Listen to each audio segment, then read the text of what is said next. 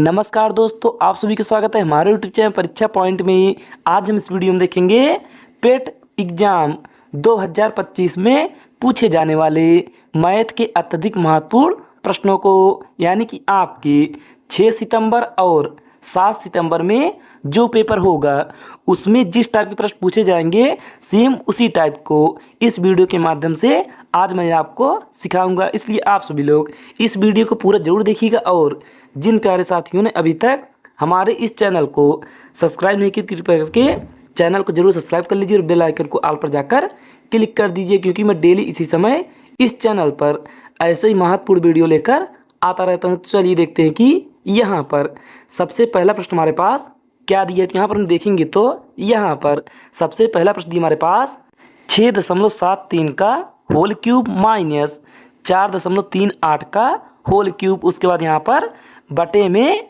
6.73 का whole square plus 6.73 गुणे 4.38 plus 4.38 का होल स्क्वायर। तो देखिए, अगर आपके पेपर में इस प्रकार का प्रश्न दिया रहे तो आप इसे किस प्रकार से आसानी से हल करेंगे। तो यहाँ पर आप क्या करेंगे, आप यहाँ पर सबसे पहले देखेंगे तो यहाँ पर आपको दिखाई देगा कि यहाँ पर आपके पास 6.73 दिया है और यहाँ पर 4.38 दिया है। तो देखिए, आप इसे मानेंगे ए, यानी कि इतने को मानेंगे आप ए और इतने को मानेंगे आप बी। तो यहाँ पर आपके पास एक फार्मूला बनेगा ए क्यूब माइनस बी क्यूब। यहाँ पर ए क्यूब माइनस बी क्यूब का यहाँ पर फार्मूला होगा। तो यहाँ पर आप इसका फार्मूला लिखेंगे तो यहाँ पर एक ब्रैकेट में ए माइनस बी और अगले ब्रैकेट में आपका हो जाएगा A square plus A B और प्लस बी स्क्वायर, यानी कि यहाँ पर होगा A square plus A B plus B square. तो यहाँ पर आपका A cube minus B cube का फार्मूला होगा। तो यहाँ पर आप इस फार्मूले को अपने कॉपी में नोट कर लीजिए। उसके बाद आप यहाँ पर देखेंगे तो यहाँ पर आपके पास नीचे दिया है ए स्क्वायर प्लस ए बी, यानी कि यहाँ पर ए स्क्वायर प्लस ए बी और यहाँ पर प्लस बी स्क्वायर, यानी कि यहाँ पर नीचे हो जाएगा A square plus A B और यहाँ पर प्लस बी स्क्वायर। तो यहाँ पर हम देखेंगे तो यहाँ पर हमारा इतने से इतना कट जाएगा, यानी कि A square plus A B plus B square अंश में है और नीचे हर में आपके पास A square plus A B plus B square, यानी कि यहाँ पर इतने से हम इतने को काट देंगे। तो यहाँ पर बचेगा सिर्फ हमारे पास ए माइनस बी, यानी कि यहाँ पर आएगा ए माइनस बी। तो यहाँ पर हम ए के स्थान पर लिखेंगे 6.73। तो यहाँ पर हम ए के स्थान पर लिखेंगे 6.73। उसके बाद यहाँ पर माइनस और यहाँ पर आगे दिया है 4.38। तो यहाँ पर माइनस हो जाएगा 4.38। तो यहाँ पर कितना आएगा, आप इसमें से यानी कि 6.73 में 4.38 घटाएंगे तो यहाँ पर आपके पास आएगा 2.35, यानी कि ऑप्शन ए होगा राइट आंसर, यानी कि यही हो जाएगा करेक्ट उत्तर। तो फिर चलिए, मैं आशा करता हूँ कि आपको यह प्रश्न अच्छे समझ में आ गया होगा। अगर आपको प्रश्न समझ में आ गया तो कृपया करके वीडियो को लाइक करिए और कमेंट में एक प्यारा सा कमेंट जरूर करिएगा। अब हम देखते हैं प्रश्न संख्या 2 को। तो यहाँ पर हम देखेंगे तो यहाँ पर दूसरा प्रश्न दिया हमारे पास 885 गुणे 885 गुणे 885 प्लस 115 गुणे 115 गुणे 115। उसके बाद पूरे का बटे में, यानी कि पूरे के बटे में 885 गुणे 885। उसके बाद यहाँ पर प्लस 115 गुणे 115। उसके बाद यहाँ पर माइनस 885 गुणे 115। तो देखिए, आप यहाँ पर देखेंगे तो यहाँ पर आपको इस प्रश्न में दिखाई देगा कि यहाँ पर 885 1 2 3, यानी कि यहाँ पर 3 बार दिए। तो यहाँ पर हम 885 को मानेंगे ए, यानी कि यहाँ पर हम इसे मानेंगे ए। तो यहाँ पर हो जाएगा ए का क्यूब, यानी कि ए गुणे 3 बार। तो यहाँ पर हो जाएगा ए का क्यूब। उसके बाद यहाँ पर प्लस, अब यहाँ पर दिया हमारे पास 115 गुणे 115 गुणे 115, तो यहाँ पर हम इसे मानेंगे b, यानी कि इतने को मानेंगे हम b, तो यहाँ पर हो जाएगा b का क्यूब, यहाँ पर हो गया b का क्यूब, यानी कि 885 को मानेंगे हम a और 115 को मानेंगे हम b, तो यहाँ पर होगा a cube plus b cube. यहाँ पर इसका फार्मूला बनेगा, इसका फार्मूला हो जाएगा एक ब्रैकेट में a प्लस b और अगले ब्रैकेट में, यहाँ पर अगले ब्रैकेट में होगा a square plus b square minus A B. तो यहाँ पर आप देखेंगे तो यहाँ पर आपके पास नीचे वही फार्मूला बनेगा, यानी कि यहाँ पर 85 गुणे, यानी कि 885 गुणे 885 करेंगे तो यहाँ पर होगा ए स्क्वायर, उसके बाद यहाँ पर दिए प्लस और यहाँ पर 115 गुणे 115 करेंगे तो यहाँ पर होगा बी स्क्वायर और माइनस यहाँ पर ए बी, यानी कि 885 गुणे 115। तो यहाँ पर आप ऊपर से नीचे दोनों को काट देंगे, यानी कि इस ब्रैकेट में जो आएगा और नीचे इस ब्रैकेट में जो आएगा आप उसे काट देंगे, तो यहाँ पर आपके पास बचेगा सिर्फ a प्लस बी। तो यहाँ पर आप a के स्थान पर लिखेंगे 885, क्योंकि यहाँ पर a के स्थान पर हमने माना था 885 और b के स्थान पर 115। तो यहाँ पर हम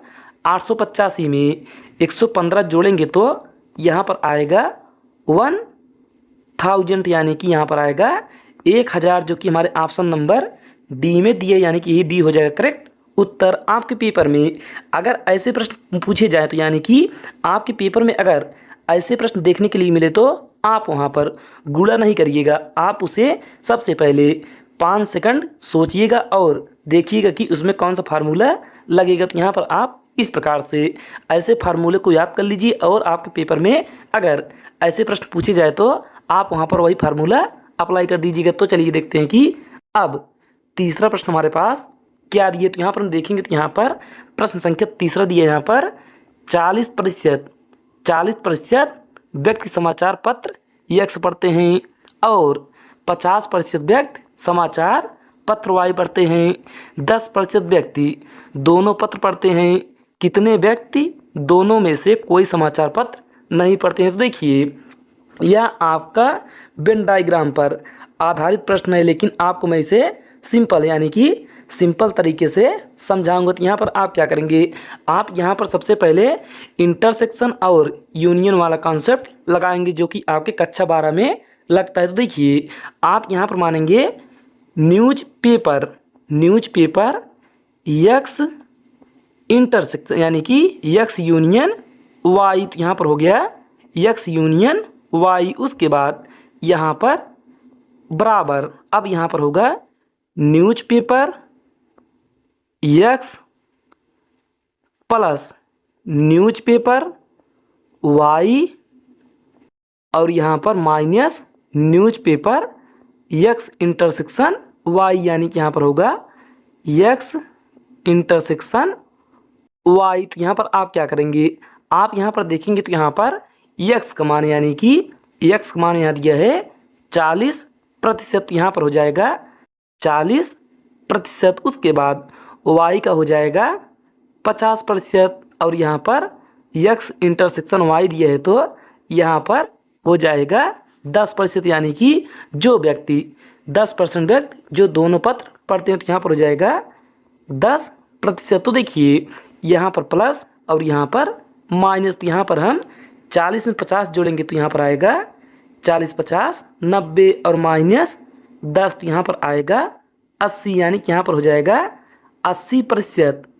80% व्यक्ति पढ़ते हैं। तो यहाँ पर हमें बताना है कि दोनों में से कोई समाचार पत्र नहीं पढ़ते, यानी कि कितने व्यक्ति हैं जो कोई समाचार पत्र नहीं पढ़ते हैं। तो देखिए आप यहाँ पर टोटल होगा 100% और यहाँ पर 100% में अगर 80% घटाएंगे तो यहाँ पर आएगा 20%, यानी कि यहाँ पर 20% ऐसे व्यक्ति हैं जो कोई समाचार पत्र नहीं पढ़ते। तो यहाँ पर हमारा ऑप्शन ए होगा राइट आंसर, यानी कि 20% हो जाएगा करेक्ट उत्तर। तो फिर चलिए अब हम देखते हैं प्रश्न संख्या 4 को। तो यहाँ पर हम देखेंगे तो यहाँ पर चौथा प्रश्न हमारे पास ब्रैकेट के अंदर 76 प्लस 84 का होल स्क्वायर, उसके बाद यहाँ पर माइनस, फिर ब्रैकेट के अंदर 76 माइनस 84 का होल स्क्वायर, उसके बाद पूरे के बटे में, यानी कि पूरे के बटे में 76 गुणे 84। तो देखिए आप यहाँ पर इस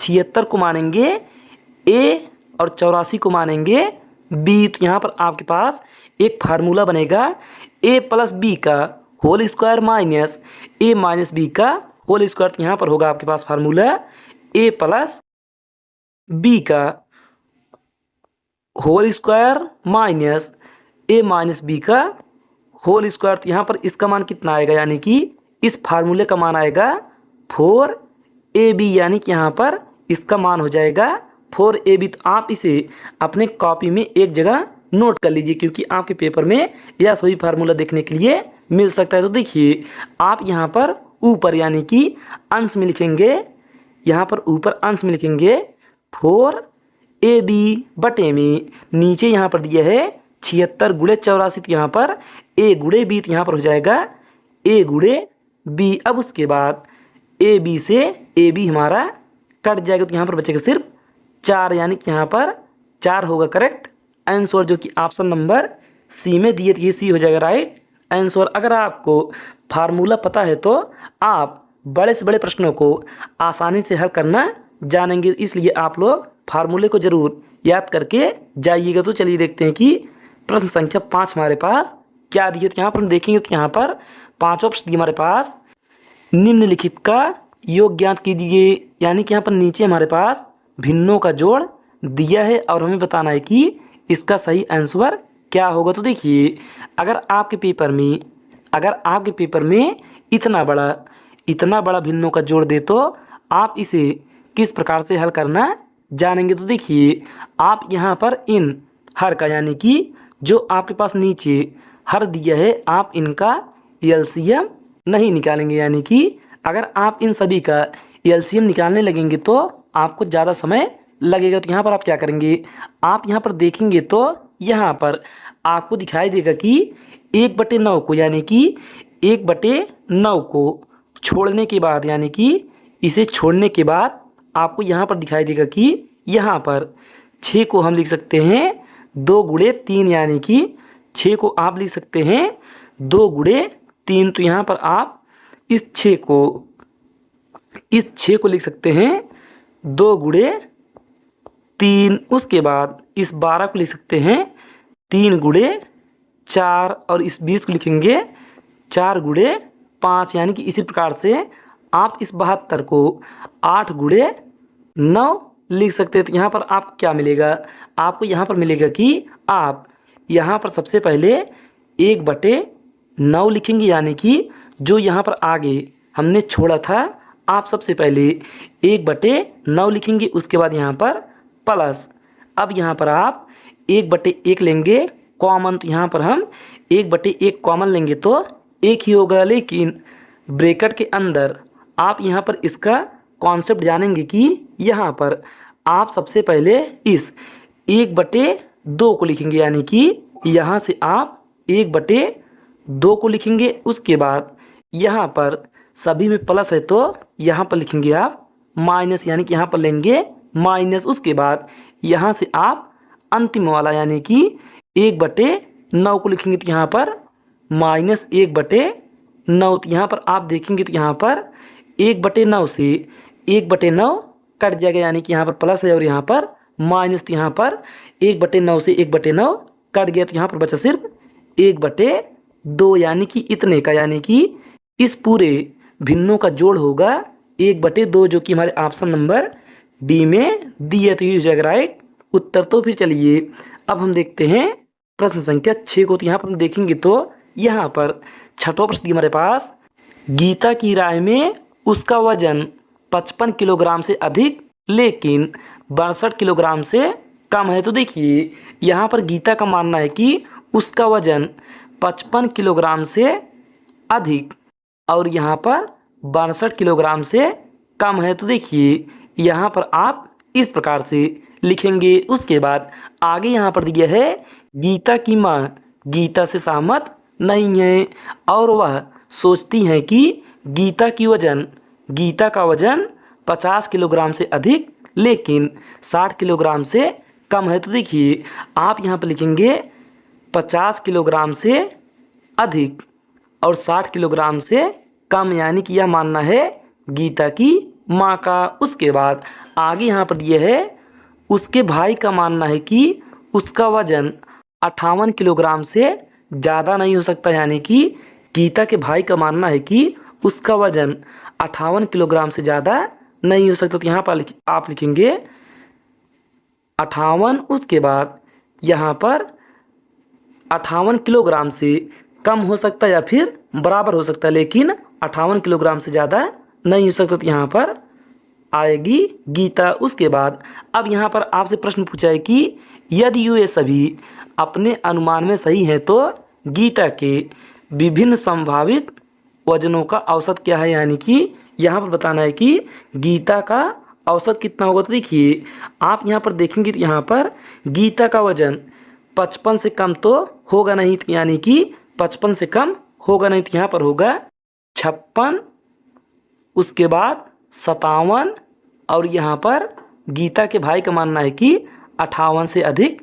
नहीं है, तो यहाँ पर 58 या फिर 58 हो सकता है। तो यहाँ पर हो गया 56, 57, 58। अब उसके बाद इनका औसत लेंगे तो, यानी कि इनका औसत निकालेंगे तो यहाँ पर औसत आएगा बीच वाली संख्या, यानी कि 57 हो जाएगा राइट आंसर, यानी कि गीता का वजन होगा 57। तो यहाँ पर ऑप्शन डी होगा राइट आंसर, यानी कि यही हो जाएगा करेक्ट उत्तर। तो फिर चलिए अब हम देखते हैं प्रश्न संख्या 7 को। तो यहाँ पर हम देखेंगे तो यहाँ पर 7वां प्रश्न हमारे पास 0.081 गुणे 0.0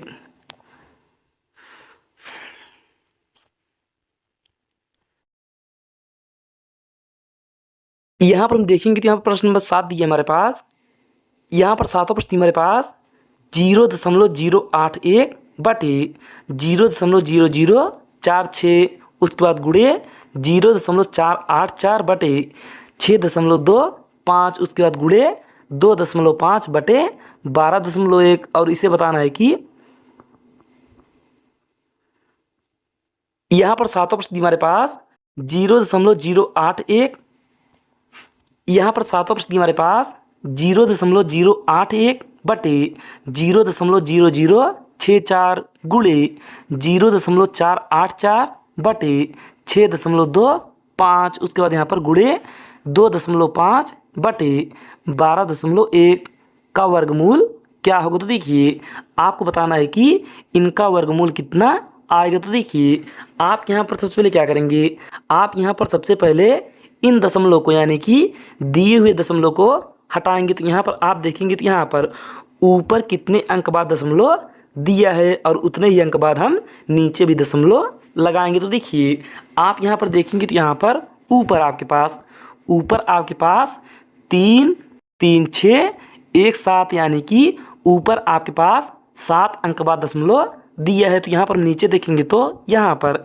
4, 4, 2, 6, 1, 7, यानी कि नीचे भी आपके पास 7 अंक बाद दशमलव दिए है। तो यहाँ पर आपके पास दशमलव आसानी से हट जाएगा। तो यहाँ पर हम सभी दशमलव को इस प्रकार से हटा देंगे। उसके बाद यहाँ पर बचेगा हमारे पास, यहाँ पर बचेगा 81 बटे 64 गुणे 484 बटे 625 गुणे 25 बटे 121। उसके बाद इसका निकालना है हमें वर्गमूल। तो यहाँ पर हम इस प्रकार से वर्गमूल लगाएंगे। अब उसके बाद यहाँ पर हम देखेंगे तो यहाँ पर 81 को अगर बाहर करेंगे तो यहाँ पर आएगा 9, उसके बाद बटे 64 को बाहर करेंगे तो 8, और यहाँ पर गुणे अब 484 को अगर हम बाहर करेंगे, यानी कि वर्गमूल के बाहर करेंगे तो यहाँ पर आएगा 22, क्योंकि अगर आप 22 का वर्ग करेंगे तो यहाँ पर आएगा 484। उसके बाद 625 को बाहर करेंगे तो यहाँ पर आएगा 25, उसके बाद यहाँ पर गुणा, अब 25 को करेंगे तो 5 और 121 करेंगे तो 11। तो यहाँ पर अब आप 11 से काटेंगे 22 को तो यह जाएगा 2 बार में। उसके बाद 5 काटेंगे 25 को तो यह जाएगा 5 बार में। अब उसके बाद हम 2 से काटेंगे 8 को तो यह जाएगा 4 बार में। तो यहाँ पर हम देखेंगे तो यहाँ पर ऊपर बचेगा हमारे पास 9 और नीचे बचेगा 5 चौक 20। तो यहाँ पर आप क्या करेंगे, आप यहाँ पर भाग ना देकर इस ऊपर और नीचे में 5 कर देंगे गुणा, क्योंकि अगर आप ऊपर नीचे 5 का गुणा करेंगे तो यहाँ पर नीचे यानी कि हर में हो जाएगा 100, यानी कि 20 पंचे 100। तो यहाँ पर नीचे आएगा, यहाँ पर बटे में हो जाएगा 100 और ऊपर हो जाएगा 9 पचे 45। तो यहाँ पर आप इस 100 को हटाएंगे तो ऊपर 2 अंक बाद लग जाएगा दशमलव। तो यहाँ पर 0.45 हो जाएगा राइट आंसर, जो कि हमारे ऑप्शन नंबर बी में यानी कि ऑप्शन नंबर बी में दिया। तो ये हो जाएगा करेक्ट उत्तर। तो फिर चलिए अब हम देखते हैं प्रश्न संख्या 8 को। तो यहाँ पर हम देखेंगे तो यहाँ पर 8वां प्रश्न हमारे पास 60 से 80 के बीच सभी अभाज्य संख्याओं का औसत है, यानी कि 60 और 80 के बीच में जितने संख्याएं हैं उन सभी का औसत हमें निकालना है। तो देखिए आप यहाँ पर जानते हैं कि अभाज्य संख्या किसे कहते हैं।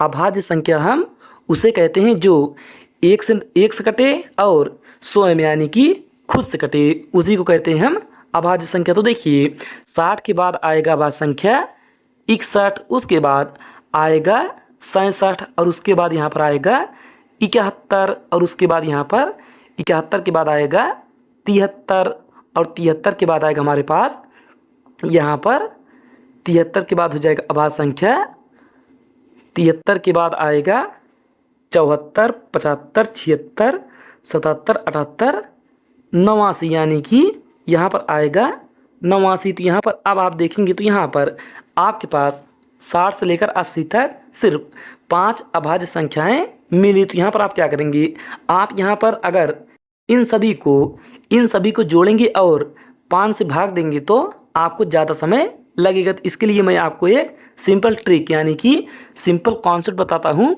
आप उसी कॉन्सेप्ट का यूज करिएगा। तो देखिए आप यहाँ पर इस पूरे संख्या में यानी कि पूरे संख्या में देखेंगे तो यहाँ पर यह सभी संख्या 70 के करीब है। तो यहाँ पर आप 70 को मानेंगे वह संख्या। उसके बाद आप यहाँ पर देखेंगे तो यहाँ पर 70 से 61 कितना कम है, यहाँ पर 70 से 61 9 कम है, तो यहाँ पर -9। उसके बाद 67 आपका 70 से 3 कम है, तो यहाँ पर -3। उसके बाद 70 से 71 1 ज़्यादा है, तो यहाँ पर +1। उसके बाद 73 आपका 3 ज़्यादा है, तो यहाँ पर +3। उसके बाद 79 यहाँ पर 9 ज़्यादा है, तो यहाँ पर 9। अब देखेंगे तो यहाँ पर आप देखेंगे तो यहाँ पर +9 और -9 कट जाएगा, -3 + 3 कट जाएगा, तो यहाँ पर बचेगा सिर्फ +1। अब इस +1 को आप बांटेंगे 5 भागों में, यानी कि यहाँ पर ऊपर 5 संख्या है तो आप 1 को बांटेंगे 5 भागों में, तो यहाँ पर प्लस होगा 1/5 और 1/5 को आप लिख सकते हैं 1/5 को आप लिख सकते हैं 0.2। तो यहाँ पर आप 70 में अगर 0.2 जोड़ेंगे तो यहाँ पर 70 में अगर आप 0.2 जोड़ेंगे तो यहाँ पर आएगा 70.2, यानी कि यहाँ पर 70.2 हो जाएगा राइट आंसर, जो कि हमारे ऑप्शन नंबर डी में दिया। तो ये हो जाएगा करेक्ट उत्तर। तो फिर चलिए अब हम देखते हैं प्रश्न संख्या 9 को। तो यहाँ पर हम देखेंगे तो यहाँ पर 9वां प्रश्न हमारे पास 19 का कितना प्रतिशत 7.6 है। तो देखिए आप यहाँ पर देखेंगे तो यहाँ पर आपके पास दिया है 19 का, यानी कि जिसके साथ का लगा रहेगा वह होगा नीचे यानी कि हर में। उसके बाद यहाँ पर दिया है 7.6%, यहाँ पर हम ऊपर लिखेंगे अंश में 7.6। उसके बाद प्रतिशत निकालना है तो यहाँ पर गुणा करेंगे हम 100 का। उसके बाद यहाँ से हम इस दशमलव को हटाने के लिए यहाँ से 1 0 कम कर देंगे, तो यहाँ पर आएगा 760/19। तो यहाँ पर हम 19 काटेंगे तो यह जाएगा 40 बार में, यानी कि 19 × 76, यानी कि यहाँ पर 40% हो जाएगा राइट आंसर, जो कि हमारे ऑप्शन नंबर बी में दिया। तो ये हो जाएगा राइट आंसर। तो फिर चलिए अब हम देखते हैं प्रश्न संख्या 10 को। तो यहाँ पर हम देखेंगे तो यहाँ पर 10वां प्रश्न हमारे पास ब्रैकेट के अंदर 8 की पावर -1 माइनस 9 की पावर -1 और ब्रैकेट बंद पूरे की पावर -1। उसके बाद यहाँ पर भागे अगले ब्रैकेट में 4 की पावर माइनस 1 माइनस 9 की पावर माइनस 1 और ब्रैकेट बंद पूरे की पावर माइनस 1 का मान ज्ञात कीजिए। तो देखिए आप यहाँ पर सबसे पहले इस प्रश्न को लगाने से पहले आप एक कॉन्सेप्ट यहाँ पर सीखेंगे। तो यहाँ पर कॉन्सेप्ट होगा, अगर a की पावर माइनस n दिया रहे तो आप इसे क्या लिख सकते हैं, आप इसे लिख सकते हैं 1/a की पावर n, यानी कि अगर माइनस में पावर है तो वह बटे में जाकर प्लस में हो जाएगा। तो यहाँ पर आप इस कॉन्सेप्ट को अपने कॉपी में नोट कर लीजिएगा। तो चलिए देखते हैं कि इस प्रश्न का सही आंसर किस प्रकार से आएगा। तो यहाँ पर आप क्या करेंगे, आप यहाँ पर सबसे पहले इस 8 की पावर 1 को, यानी कि 8 की पावर माइनस 1 को आप लिखेंगे 1/8, यानी कि 1 पावर लगा रहे तो यहाँ पर 1 लिखने का कोई आवश्यकता नहीं है। उसके बाद माइनस 1/9 और यहाँ पर पूरे की पावर माइनस 1 और यहाँ पर भागे अगले ब्रैकेट में 1/4 माइनस 1/9 और पूरे की पावर माइनस 1। अब उसके बाद यहाँ पर आप इस 1/8 माइनस 1/9 को हल करेंगे तो यहाँ पर आएगा 1/72। उसके बाद यहाँ पर इसकी पावर माइनस 1 और भागे इसे हल करेंगे तो यहाँ पर आएगा 5/4 9 36, यानी कि 5/36 और पूरे की पावर माइनस 1। अब उसके बाद आप यहाँ पर देखेंगे तो यहाँ पर अगर बटे में संख्या दी रहे तो आप इसे इस माइनस की पावर हटाने के लिए आप उसे पलट सकते हैं। तो यहाँ पर आप अगर सबसे पहले 1/72 को पलटेंगे तो यहाँ पर आएगा 72/1। तो यहाँ पर आप बटे में 1 लिखिए या फिर ना लिखिए। उसके बाद यहाँ पर भाग है तो भाग के स्थान पर आप करेंगे गुणा, यानी कि भाग के स्थान पर आप करेंगे गुणा। तो यहाँ पर हम भाग के स्थान पर गुणा करेंगे तो इस 5/36 को हम इसी प्रकार से रहने देंगे, क्योंकि अगर आप इस -1 को हटाएंगे तो यह होगा 36/5, लेकिन इसी भाग के स्थान पर हम गुणा करेंगे तो फिर हमारा यह हो जाएगा 5/36। तो यहाँ पर हम 5/36 रहने देंगे। उसके बाद अब यहाँ पर हम 36 से काटेंगे 72 को तो यह जाएगा 2 बार में, और यहाँ पर 5 दूनी 10, यानी कि 5 गुणा 2 में करेंगे तो यहाँ पर आएगा 10 हमारा राइट आंसर, यानी कि क्वेश्चन नंबर 10 का 10 होगा राइट आंसर, जो कि हमारे ऑप्शन नंबर डी में दिया है। तो ये है करेक्ट उत्तर। तो फिर चलिए अब हम देखते हैं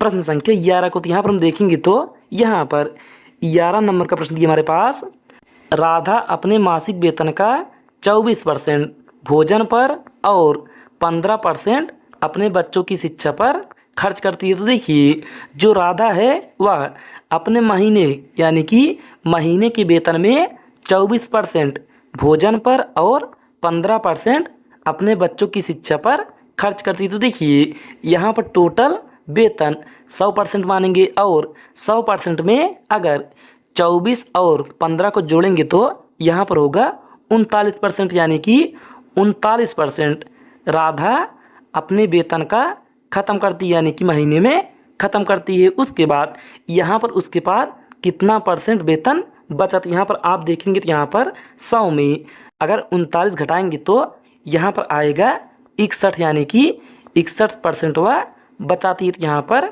61/100, यानी कि 100 में अगर 39 घटाएंगे तो यहाँ पर आएगा 61, और परसेंटेज हटाने के लिए बटे में करेंगे हम 100। उसके बाद आगे फिर यहाँ पर दिया है शेष वेतन में से वह 25% मनोरंजन पर और 20% परिवहन पर खर्च करती है। तो यहाँ पर 25% मनोरंजन और 20% परिवहन पर। तो यहाँ पर हम टोटल करेंगे तो यहाँ पर 25 और 20 होगा 45, यानी कि 100% में 45% वह मनोरंजन और परिवहन पर, यानी कि खेलने कूदने और आने जाने पर खर्च करती। तो यहाँ पर उसके बाद कितना बचा, यहाँ पर हम 100 में 45 घटाएंगे तो यहाँ पर आएगा 55%। अब इस हम 55% को हम 55/100 लिखेंगे, या फिर इसे ना लिखकर हम यहाँ पर लिख सकते हैं 11/20, यानी कि 5 काटेंगे तो 11×5 55 और 20 पंचे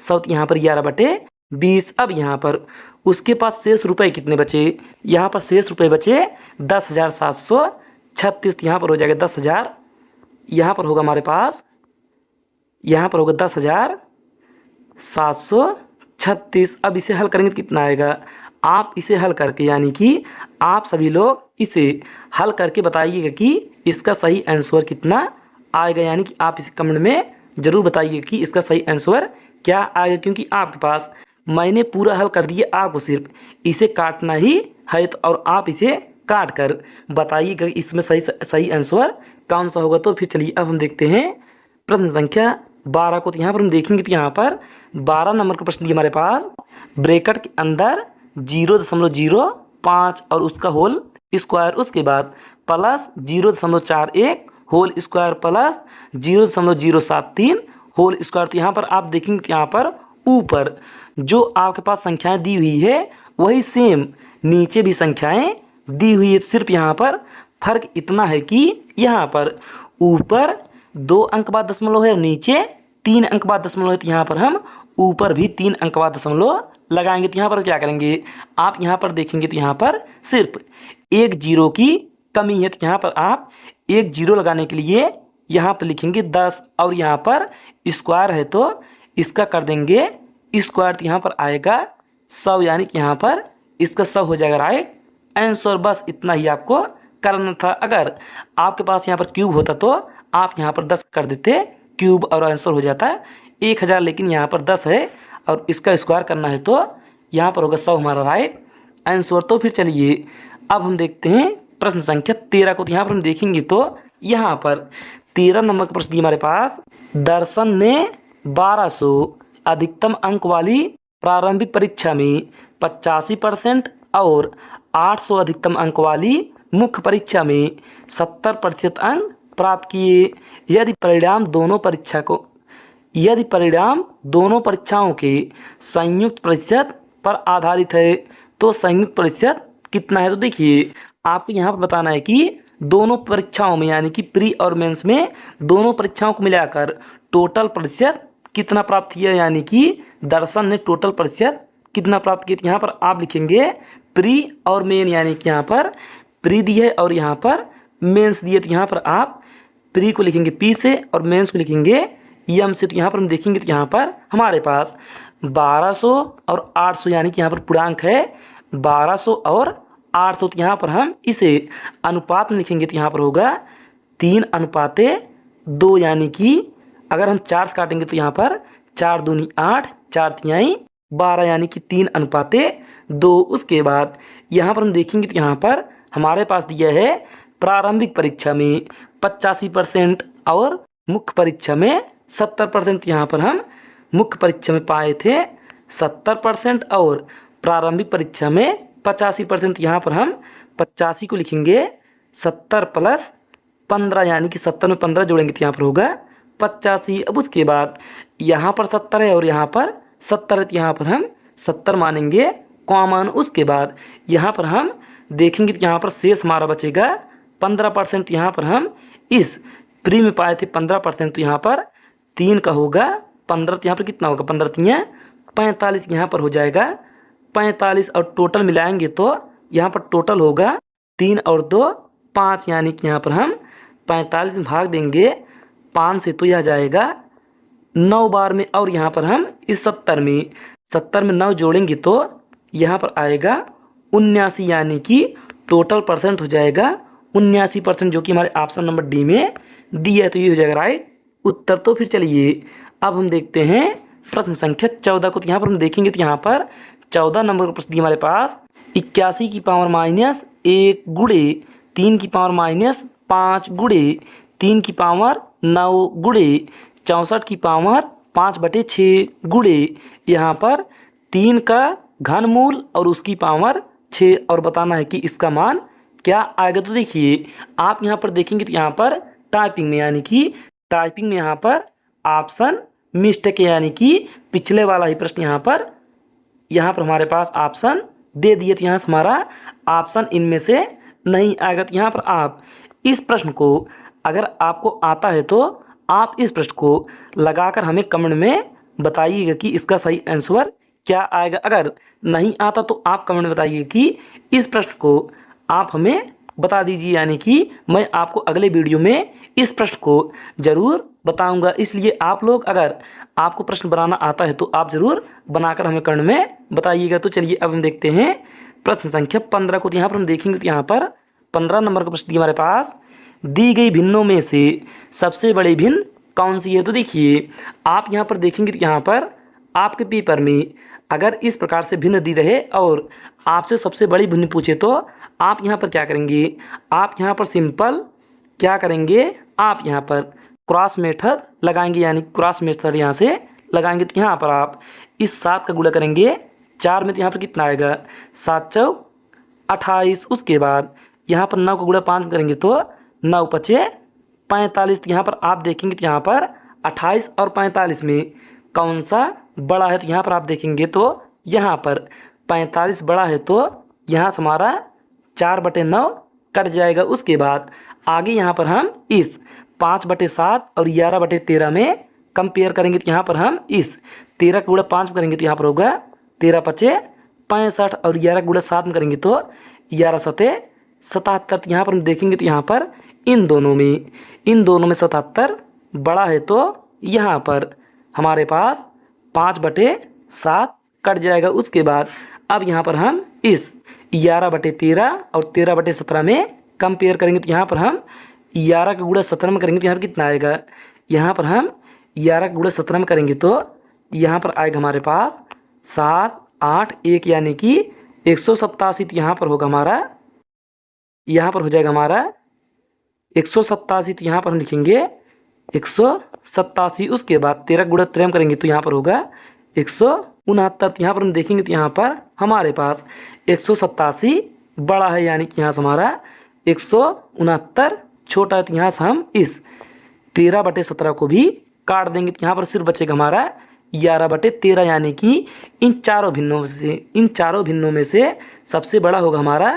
11/13, यानी कि यही हो जाएगा राइट आंसर, जो कि ऑप्शन नंबर सी में दिए है। तो ये हो जाएगा करेक्ट उत्तर। तो फिर चलिए, अगर आपको यह सभी प्रश्न अच्छा लगा तो कृपया करके वीडियो को एक लाइक करिएगा और चैनल को ज़रूर सब्सक्राइब करिएगा और अपने दोस्तों में ज़रूर शेयर करिएगा। आज के लिए इतना ही, धन्यवाद।